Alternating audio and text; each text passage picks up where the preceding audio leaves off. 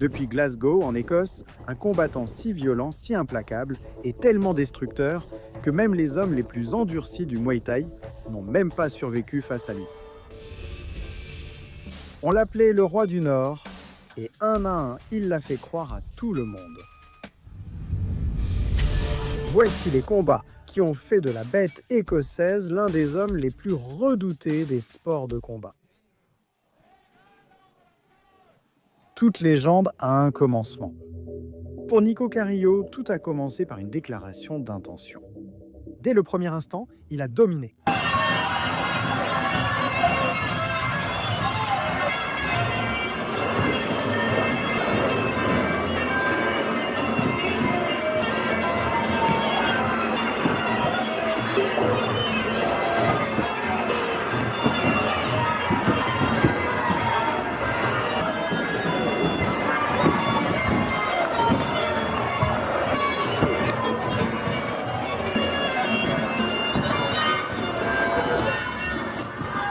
Parkerson n'a jamais su répondre à la pression.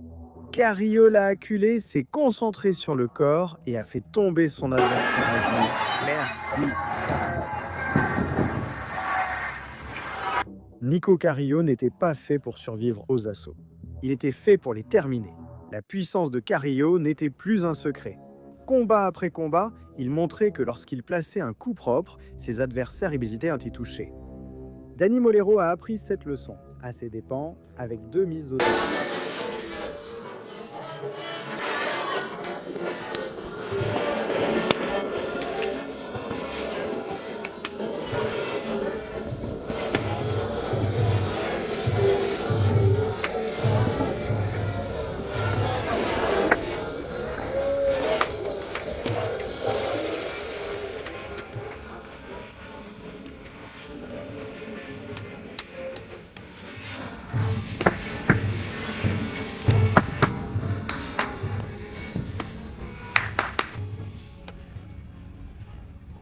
Carrillo a mis la pression avec force, plaçant des coups puissants et forçant Molero à reculer. L'arbitre est intervenu et a arrêté le combat.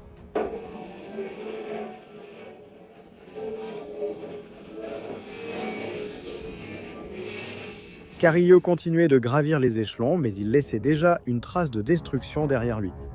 À ce stade, les adversaires Gédéon savaient que Carrillo savait frapper. Le problème était de l'arrêter avant qu'il ne touche sa cible. Gorka Caro a essayé.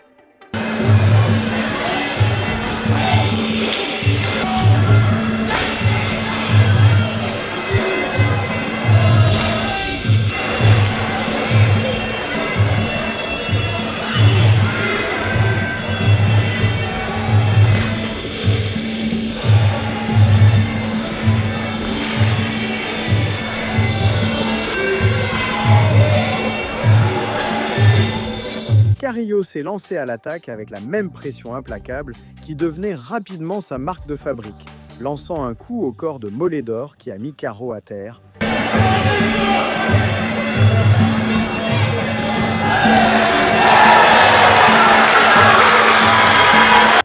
Le combat s'est terminé en un instant. La réputation de Carrillo grandissait. La prochaine victime allait comprendre pourquoi. La phase du destructeur local s'arrête ici. Et elle se termine comme toutes les autres. Kennedy a tenu plus longtemps que la plupart. Malgré cela, ce n'était pas assez.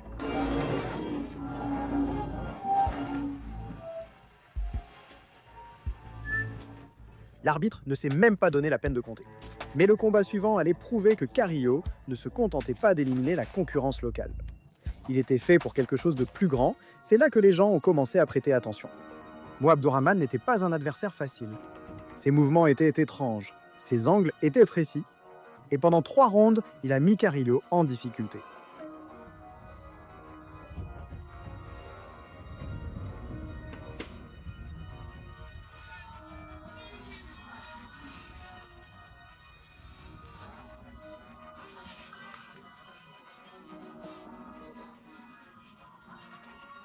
Il a ciblé sans cesse la jambe d'appui de Nico, la rendant enflée et meurtrie, le ralentissant et l'obligeant à lutter blessé.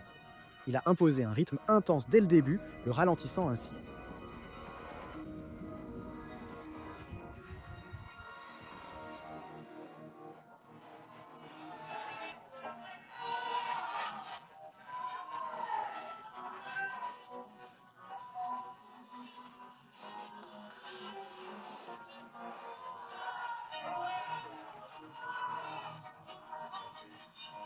Puis au quatrième round, Carrillo a placé un coup de coude brutal qui a paralysé Mo sur le coup. Il a senti le sang, s'est jeté avec de puissants directs du droit et a enchaîné les coups jusqu'à ce que l'arbitre n'ait d'autre choix que d'intervenir.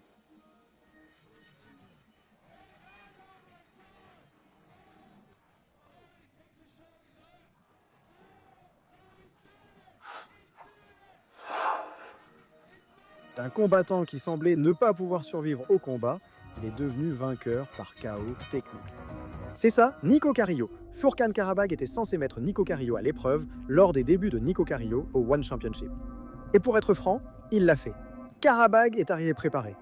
Les deux ont échangé des coups puissants dès le début, lançant des combinaisons et se faisant vaciller mutuellement par leur force. C'était un combat serré et brutal.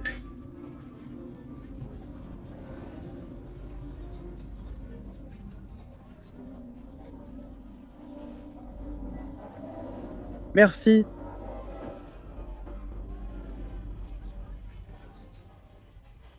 Alors Carrillo a augmenté la pression au troisième round.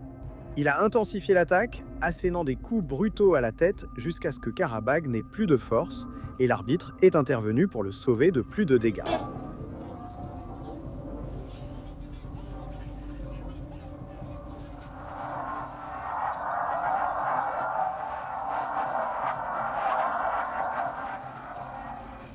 À ce moment-là, c'était fini. Et le public de la division n'avait aucune idée de ce qui allait arriver. Muang Thai Pekka, Saenchai était l'un des combattants les plus respectés du Muay Thai. Un vétéran aguerri par 1000 combats, connu pour son agressivité, sa résistance et ses coups dévastateurs. La plupart des combattants voulaient éviter une guerre avec Muang Thai. Mais Nico Carrillo s'est lancé pleinement dedans. Dès le premier instant, les deux ont échangé des coups puissants. Et le premier round a été très disputé.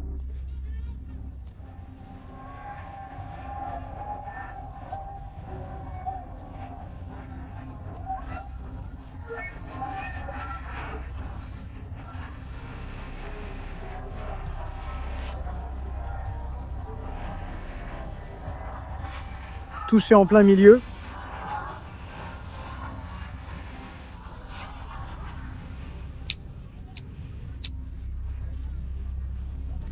Dès le début du deuxième round, Carrillo a changé le cours du combat, mettant à terre la légende thaïlandaise avec un coup de coude dévastateur.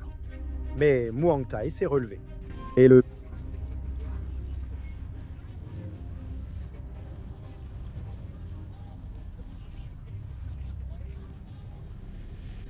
Encore et encore, Carrillo a pris le contrôle, mettant à terre le vétéran thaïlandais à plusieurs reprises, jusqu'à ce que l'arbitre intervienne finalement et arrête le combat.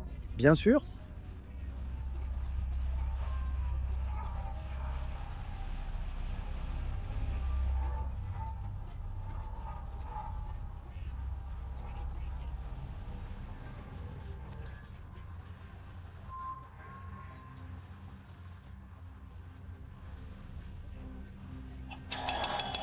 une légende était tombée, et Carrillo devenait de plus en plus dangereux. Saem Apech Fairtex n'était pas un adversaire comme les autres. Ce dangereux vétéran thaïlandais, fort d'une expérience au plus haut niveau mondial, possédait aussi une vraie puissance de KO. Dès le premier round, Carrillo a mis une forte pression, obligeant Saem Apech à des échanges qu'il ne pouvait pas contrôler.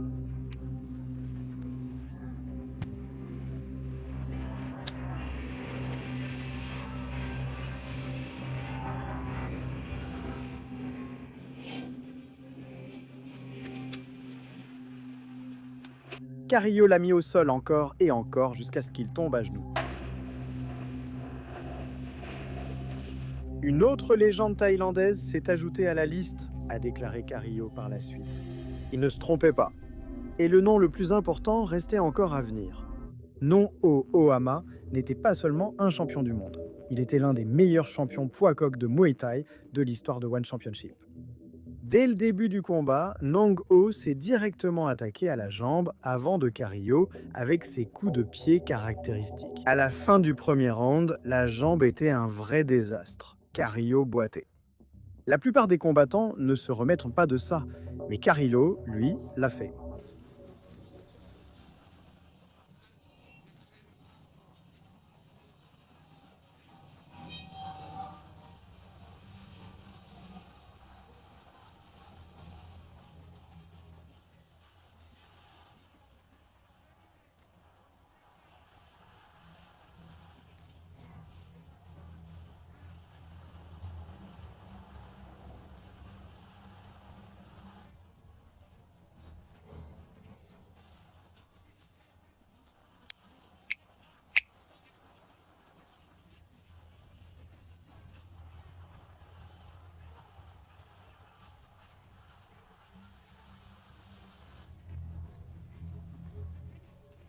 Au deuxième round, il a réduit la distance, enchaîné des combinaisons et placé un coup de gauche atomique qui a mis fin au combat.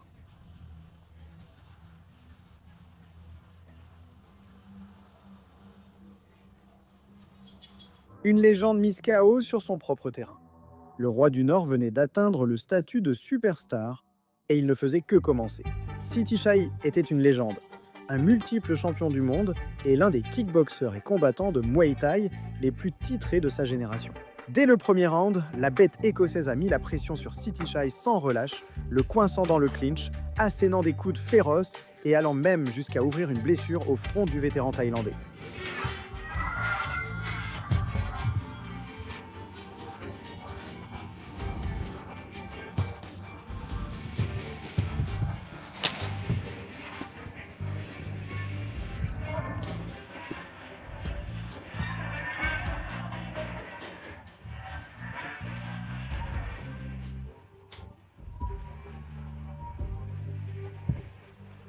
Le deuxième round a été encore pire.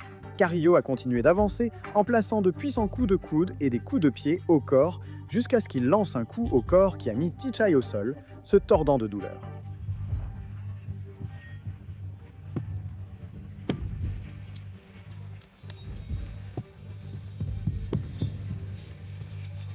Et comme ça, tout simplement, Nico Carrillo venait de remporter la plus grande victoire de sa carrière.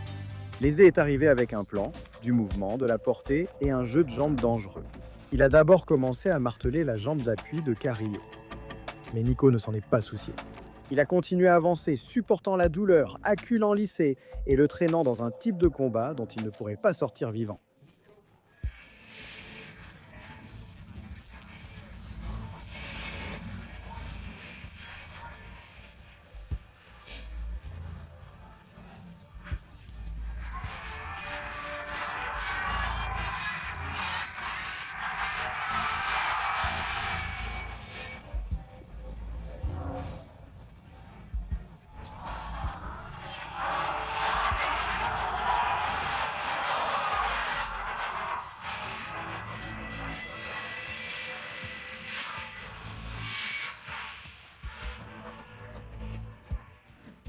Au deuxième round, la pression était étouffante. Carrillo l'a acculé dans le coin, lui a frappé le corps, puis est remonté à la tête avec de puissants coups de poing et de genoux.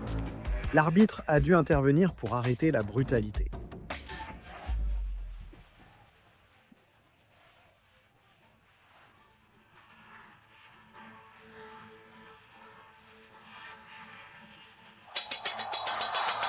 Deux KO dans la division poids plume. Le titre était la seule chose qui restait. Le moment était venu. 5 rounds pour le titre mondial intérimaire poids plume de Muay Thai The One. Au stade Lampiné, le 13 février 2026, Shadow a commencé fort, plaçant ses coups de jambes caractéristiques et ses crochets du gauche qui ont fait reculer Carrillo. Mais les deux combattants ont tout donné, échangeant des coups de pied dévastateurs et des coups de poing fulgurants.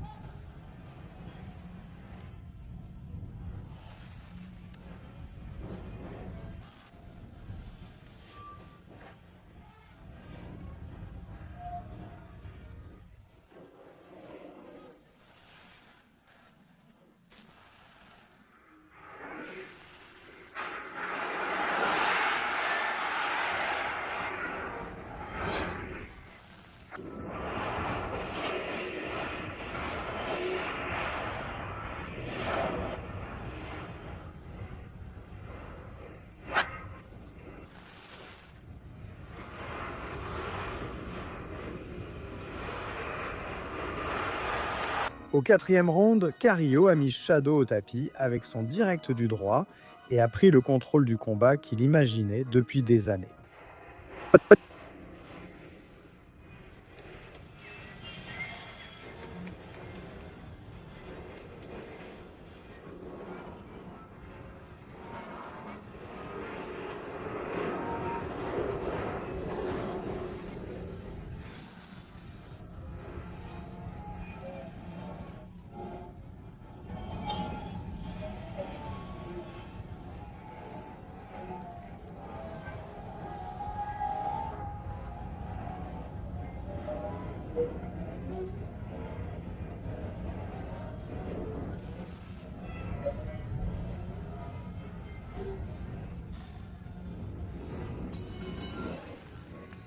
5 rounds brutaux, une décision unanime.